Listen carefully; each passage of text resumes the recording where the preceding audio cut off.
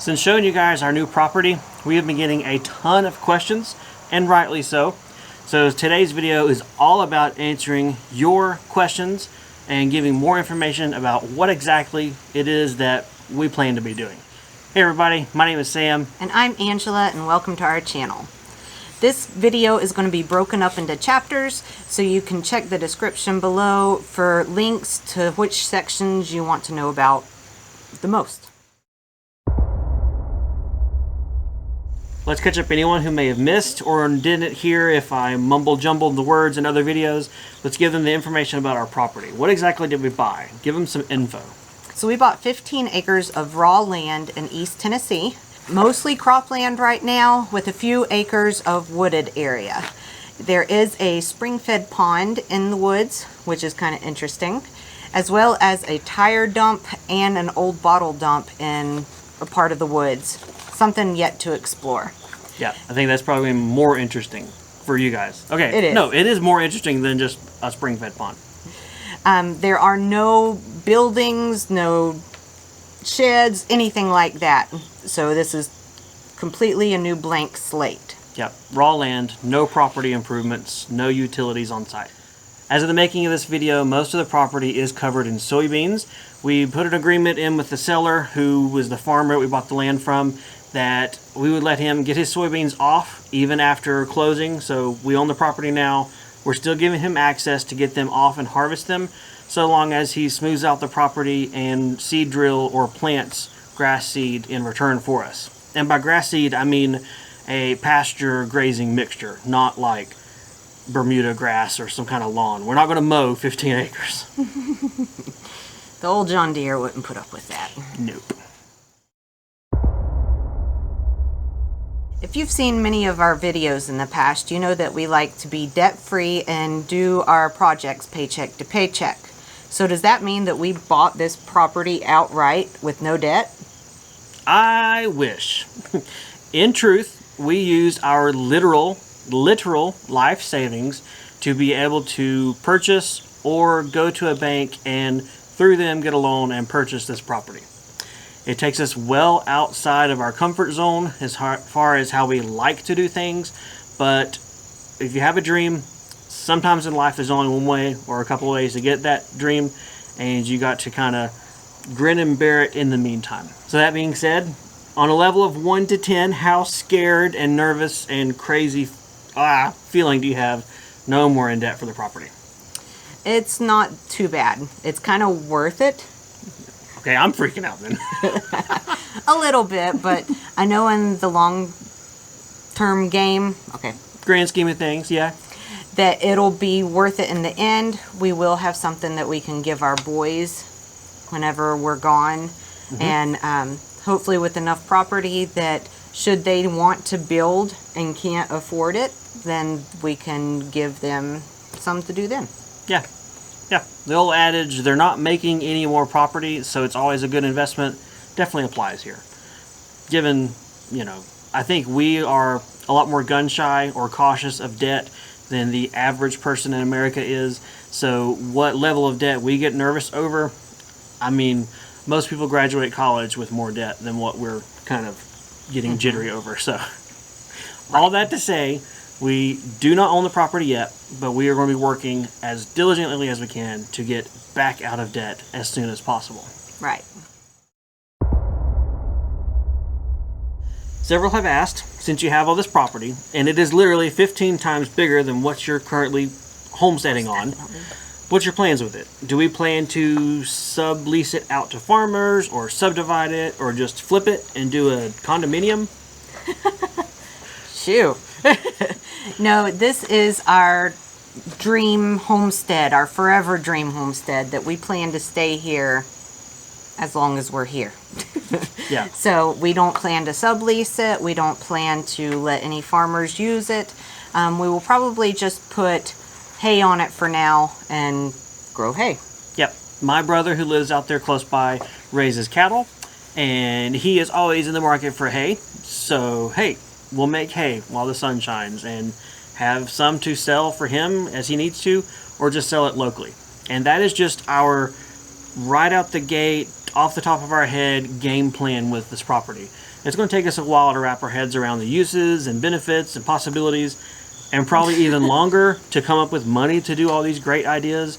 So in the short term, we will be doing mostly hay production with selling it to either my brother or other cattle farmers in the area. And I'm sure in the future we may add livestock or something like that to it as well. Like we said, we've just gotten it, so we have so many thoughts going through our heads of what we could do. Yeah, we want to be very careful that we do not get in over our heads as far as just going all crazy on Homesteadville. Buying 30 cows or something like that. We don't Yeah. want to do that. Right. So I'll let you answer this one. Since it is your family, are we going to be selling our North Carolina homestead? Good question, and that's one we got a lot from a lot of viewers. We do not own this homestead. This is on what is, we'll say, family land. So while we don't own the dirt or the ground, we do own everything on top of it. So we actually talked with the people who own it and asked about splitting it off, and that's not really an option, even though it would be a really great kickstart, jumpstart to be able to sell this as a complete micro homestead. It's not really something we can do. So no, we won't be selling this homestead. We'll have to figure out what we're doing otherwise though. So that being said, are we moving our mobile home to Tennessee? You know, they're called mobile for some reason, right? Right. Actually, we really do want to try and move our home. We have invested so much time and money and energy into making this a nice home. So yes, like you said, it'd be a mobile. We're going to try and move it. Call us crazy, because we probably are. So the first thing to do was to contact mobile home movers and see if it was a possibility, especially with the roof over, with the new overhang. In North Carolina, you're only supposed to move a 14-foot wide home structure. Yeah. And so it is about 16 feet wide now if you can include the roof over.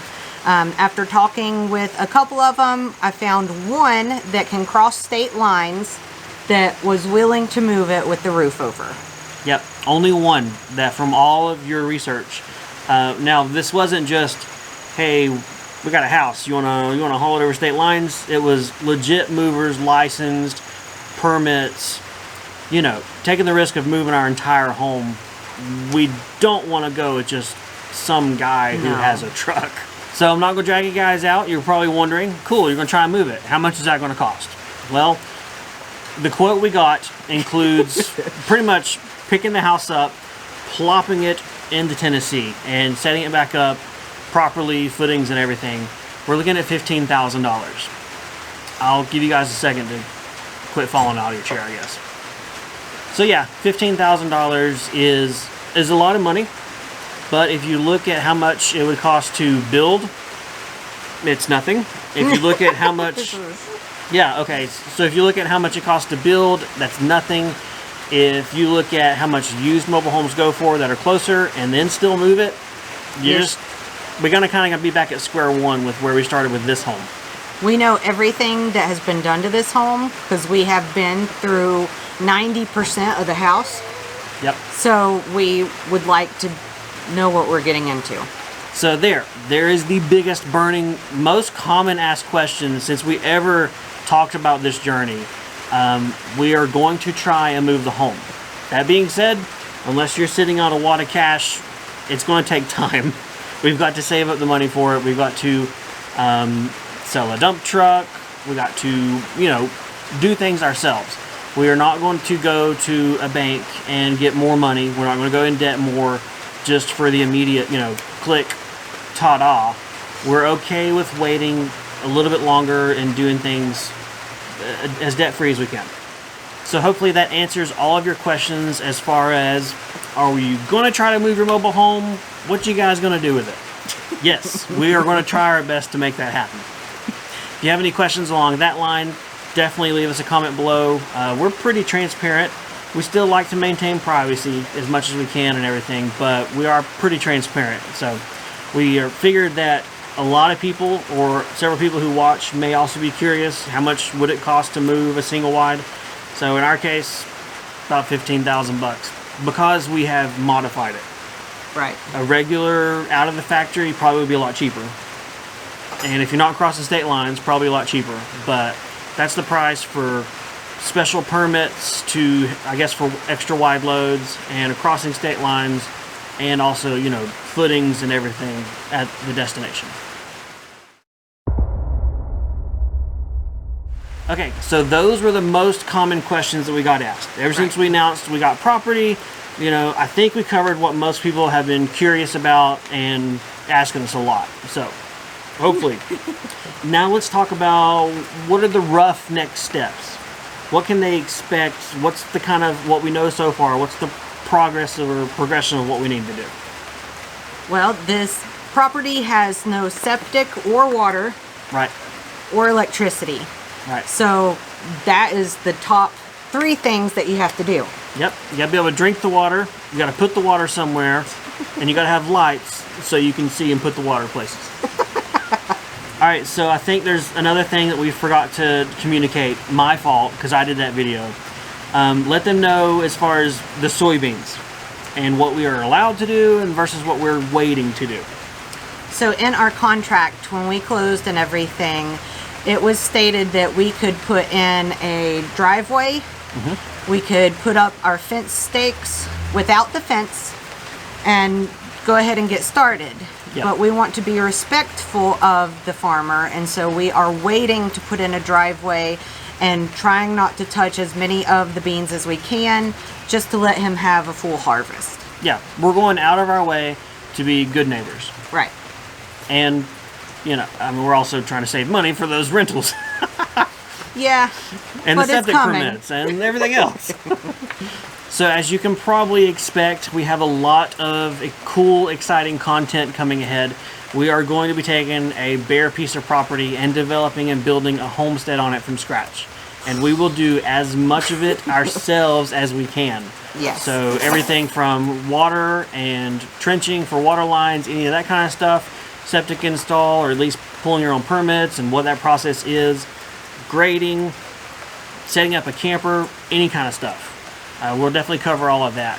To answer a couple other questions about the house, some people wondered what happened to the living room renovation. It stopped where the last place you saw it. We put insulation in the walls, and then the property kind of fell into place, and we kind of got distracted, so the living room still looks the way it does. It's insulated, and that's about it. We will put drywall up, and we'll show you guys that when we do it. We're just also going to be cautious about how much finish work we do, because we expect, if the home gets to be moved, that there's going to be a certain amount of damage to drywall in the process, and we don't want to kind of do the work now and just have to repeat it later. Double the work, I guess. Well, we've tried to hit the most common questions you guys have been hitting us with. Hopefully you got what you needed to know. If you didn't, leave us a comment below and we will try and get to them. Otherwise, we'll see you guys next time on one of our homesteads. Bye. See ya.